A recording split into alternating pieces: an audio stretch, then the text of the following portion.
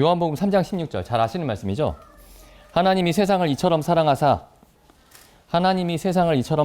독생자를 주셨으니 이는 저를 믿는 자마다 멸망치 않고 영생을 얻게 하려 하심이니라. 하나님이 세상을, 이 유명한 말씀이죠. 그래서 하나님이 세상을 이처럼 사랑하사 독생자를 주셨다라고 했을 때 우리가 이제 하나님이 아들을 주셨는데 아들이 이제 아기로 태어났죠. 아기로 태어나서 33년 동안 사셨습니다. 33년 동안 사시다가, 근데 이 30살 때부터 요 3년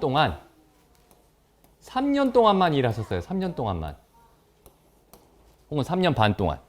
그리고 마지막에 십자가가 있죠. 그래서 하나님이 세상을 이처럼 사랑하사 독생자를 주셨다라고 했을 때, 그 하나님이 예수 그리스도를 주셨다라고 했을 때 이 전체를 우리가 이제 생각할 수 있습니다. 그 의미를. 아, 하나님이 이렇게 우리에게 예수 그리스도를 이렇게 주셨구나. 33년 동안 우리에게. 이렇게 생각할 수 있는데, 예수님이 실제로 하나님의 일을 하신 기간은 이동안이니까 좁게는 이제 3년 반 동안이니까, 아, 하나님이 우리에게 독생자를 이렇게 이 3년 반 동안의 기간 동안에 주셨구나. 그 귀신을 쫓으시고 병을 고치시고 하나님의 말씀을 전하시고 그 다음에 마지막에 십자가에 못 박혀 죽으신 일까지. 그런데 여기 14절 말씀을 보시죠. 14절 말씀을 보시면은 하나님이 세상을 이처럼 사랑하사 독생자를 주셨다라고 했을 때 이 주셨다, 어디에 그 주셨다라는 말의 의미가 아주 구체적으로 아주 좁게 이렇게 제한되어 있습니다. 14절 보시면 이 전체가 맞는 얘기인데, 하나님이 아들을 우리에게 주셨다라는 얘기를 이 그림 전체로 이해하는 게 잘못된 얘기는 아닌데, 여기 14절 말씀을 보시면은 굉장히 좁게 그 의미가 제한되어 있어요. 14절 보시면 모세가 광야에서 뱀을 든 것 같이 인자도 들려야 하리니 이는 저를 믿는 자마다 영생을 얻게 하려 하심이니라. 이는 저를 믿는 자마다 영생을 얻게 하려 하심이니라. 15절 말씀이 16절에서도 마지막에 반복되고 있죠. 영생을 얻게 하려 하심이니라.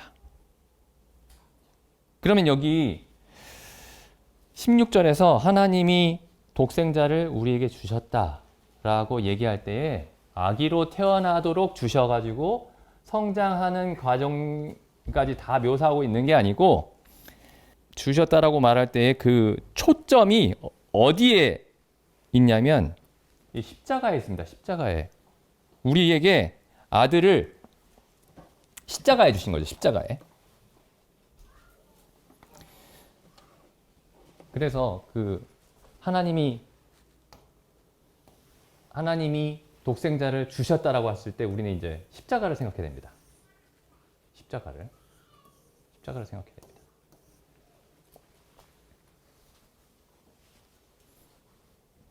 그래서 아들을 믿는다라는 말은 십자가에 달린 예수 그리스도를 믿는다라는 얘기예요.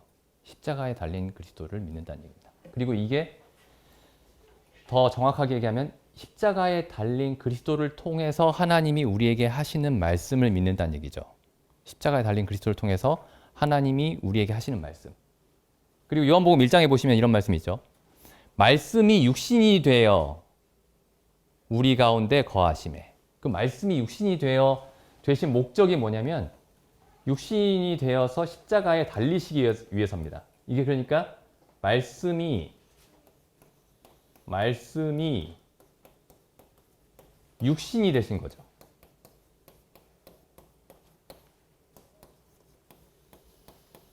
말씀이 육신이 되셨다. 그럼 여기 지금 육신으로 달린 이분이 말씀입니다. 하나님의 말씀이에요.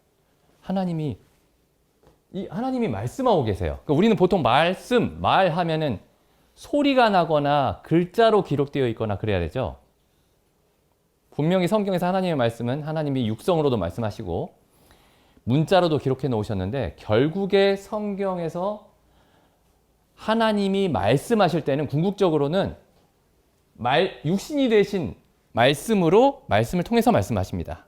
문자가 아니고 어떤 육성이 아니고 육신이 되신 말씀으로 말씀하세요. 그럼 이제 사람들에게 저 하나님 말씀을 들려주세요. 내가 하나님 말씀을 믿을 테니까. 라고 얘기하면 우리가 혹은 성경이 이걸 보여주는 겁니다. 하나님 말씀이 들리십니까? 그리고 우리가 이렇게 묻는 거죠. 하나님 말씀이 들리십니까? 하나님이 당신에게 지금 뭐라고 말씀하고 계시죠? 이 십자가에 달린 예수님을 통해서 하나님이 우리에게 뭐라고 말씀하고 있습니까? 그리고 이 말씀을 믿지 않는 것이 죄라고 말하고 있는 거예요.